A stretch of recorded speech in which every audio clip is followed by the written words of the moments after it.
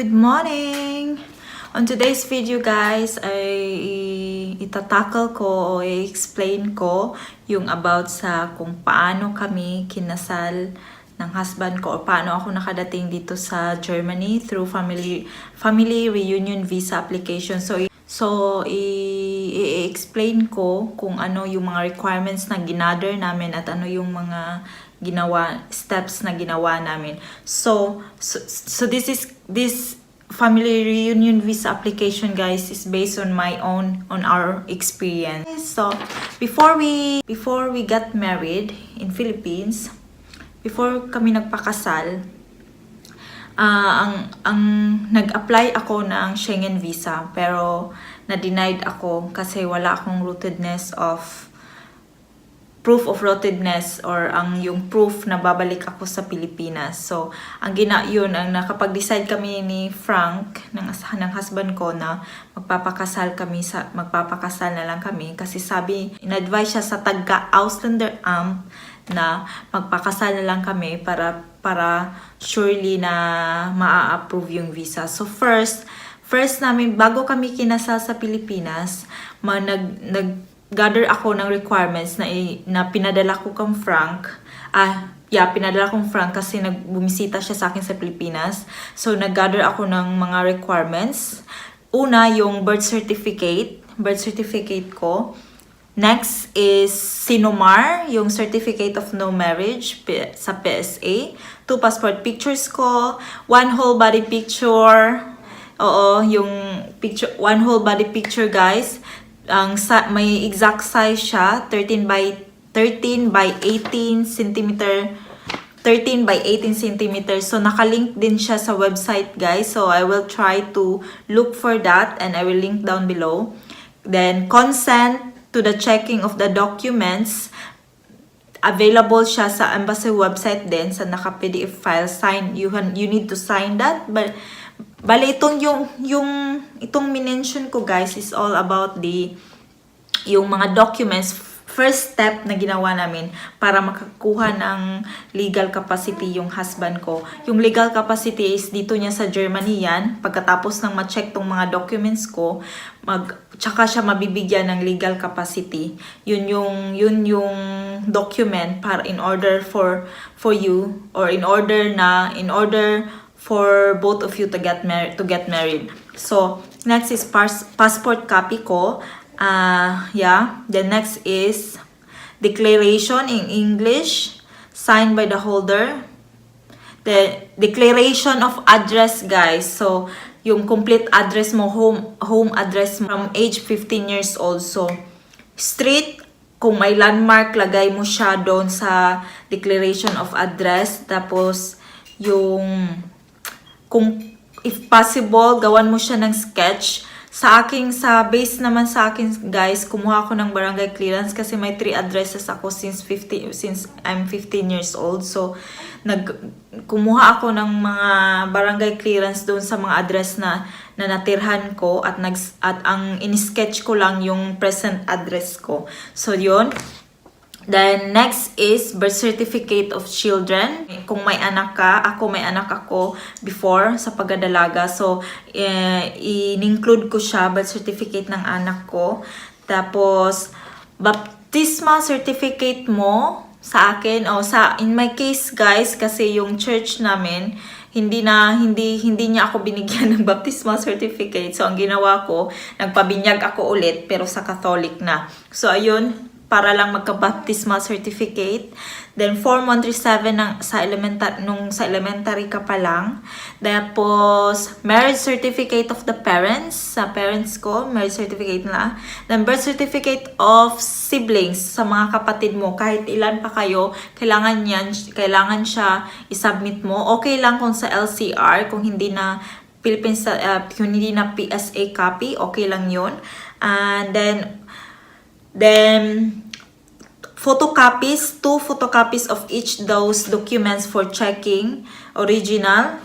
No need to authenticate guys. Dayon, may processing time na 4 to 6 months. So during that 4 to 6 months time guys, ang ginawa namin is nag-aral ako ng Deutsch. nag-aral ako ng Deutsch to have an A1 certificate kasi isa siya sa mga requirements sa embassy. So, balik tayo dun sa mga requirements na sinabi ko. Yung mga requirements na yun, guys, kailangan mo yung dalhin sa embassy or ibigay mo sa yung husband. In our case, ang husband ko ang nagdala dito sa Germany para mas madali. Tapos may babayaran sila dito. Kung sa Philippine money, 13,000 pesos. Kung sa embassy mo siya isa-submit. Kung sa husband, pero yung sa case namin, yung husband ko ang nagdala ng mga documents na ginather ko para siya na doon ang mag-submit at siya na din ang magbayad in euros. So, ayun ang ginawa namin. So, yun. May 4 to 6 months processing time ka. May 4 to 6 months na processing time ka. So, ang ginawa ko nung sa waiting time, ang ginawa namin, nag-aral ako ng Deutsch kasi isa siya sa mga requirements. Tapos, ayun guys, so sa ano naman, pagkatapos ng checking of documents guys, nung nagka-legal capacity na yung husband ko, bumalik siya sa Pilipinas at doon nagpakasal kami. Pagkatapos ng kasal namin, nagpunta ako sa main office ng PSA. Nag-request ako doon sa nag-request ako sa City Hall kung saan kami kinasal na ipaparush siya. So, binigyan nila ako ng isang note na ibibigay mo sa PSA office kung na yung document mo, na yung marriage certificate namin, pinarush ko. I think I was waiting for few days only. I'm not sure if 1 week or I think it's only 3 days na hinantay ko siya tapos na-release na agad yung marriage certificate namin. At kasi kailangan yun sa Embassy Manila sa interview ko. Pagkatapos nun so ayun na guys, nung tapos na kaming kinasal kasi after nung nag-gather na namin yung checking of documents na nabigyan na si husband ng legal capacity at saka kinasala kami sa Pilipinas, ang next na ginawa namin is nag-book ako ng appointment sa embassy. Ang tagal niyang makuha guys, ang tagal mong makakabook ng appointment guys. Pero nung sa akin na naswertean kasi lagi akong nag-aabang ng may mag-cancel. So yun, nakapag-book ako ng appointment agad-agad. So ang ginawa nung kinasal kami ng January 2017 at nakapag-book ako ng appointment na ang appointment ko is April 2017. So ayun, April 2017 yung appointment ko. So ang mga dinala ko sa embassy guys ay ito, 2 application forms. Makikita mo sa German Embassy website. Ililink ko down below guys. Signed and dated. Sa online mo siya i-fill up guys. 3 current passport pictures guys. Light gray yung background niya.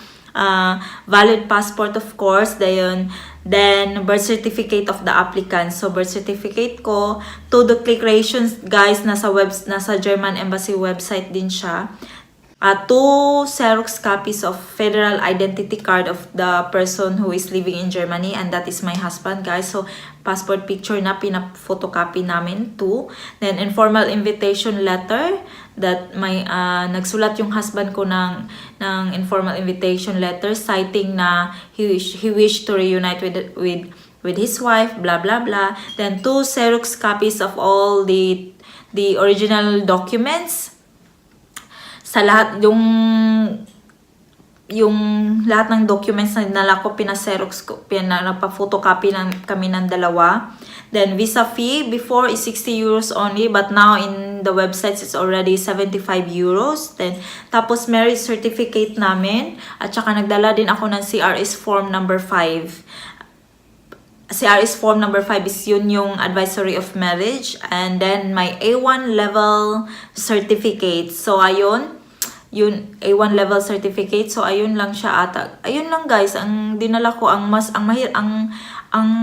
nakakatagal lang naman kasi yung checking of background kasi i-check ka talaga niya at tapos guys yung sa address na binigay mo ipupuntahan ka talaga nila at isi-CI ka. Yung sa amin nagtanong talaga sa barangay hall namin yung agent at nagtanong about sa akin. At saka sa neighbor din namin, siguro nagtanong din sila. Hindi ako sure pero I'm sure nagtanong sila sa barangay hall ng kung sa present address ko kasi sinabihan ako ng taga-barangay hall na may nagtanong daw tungkol sa akin at dala-dala yung whole body picture ko. At yun. At saka sa A1 level certificate naman guys, I will make a video on that yung sa paano ko ginawa at yung exams kasi may 4 parts sa exam sa A1 level. Sa Manila ako nag-exam at sa Cagayan de Oro lang ako nag-aral. So that is fine. So ayun lang guys ang ginawa namin. Tapos pagkatapos ng appointment ko sa embassy, in-interview na lang nila ako about sa mga yung interview sa embassy guys, i-cycle lang, ulit yung tanong nila kung gaano mo kabisado yung husband mo, ang chacha, ang blah blah blah. Then April yung appointment ko at an end of May 2017 dumating na yung visa ko at yun visa approved na agad, hindi na denied kasi na denied ako sa Schengen visa ko.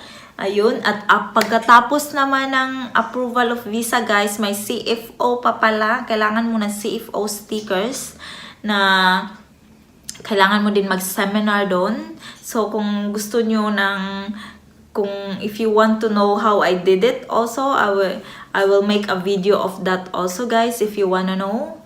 So, ayun lang ang ginawa namin. Hindi na kailangan ng ng flight details yung sa family reunion visa. So far, wala sa website nila. So, ililink ko down below guys yung website ng German Embassy Manila at saka yung mga important na forms na kailangan yung i-print. Though I made also a video of the same process lang the same process lang ng family reunion visa na ginawa ko for my daughter. But this video guys, this is how it all started. So, yung mga checking of documents nandito, yung mga hiningi ang mga hiningi ng Ausländer Amt na mga documents na i-check nila before, nandito lahat. So, nandito sa videong ito, yung mga sinight ko at first, yung mga sinabi ko at first, yun yung first part of the video.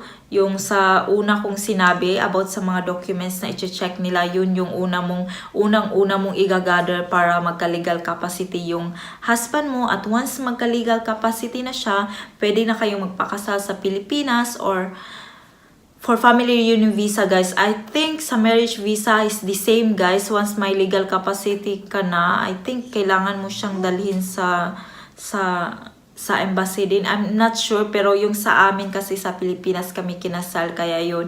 Pagkatapos ng legal capacity, nagpakasal kami sa Pilipinas. After that, nagka-marriage certificate ako. Tapos kasi yun lang yung kulang sa requirements ko. Tapos no, nagpabook ako ng appointment at sinumiti ko yung lahat ng mga requirements, and after 1 month from my appointment, nagka-visa ako guys. So, ayun na guys.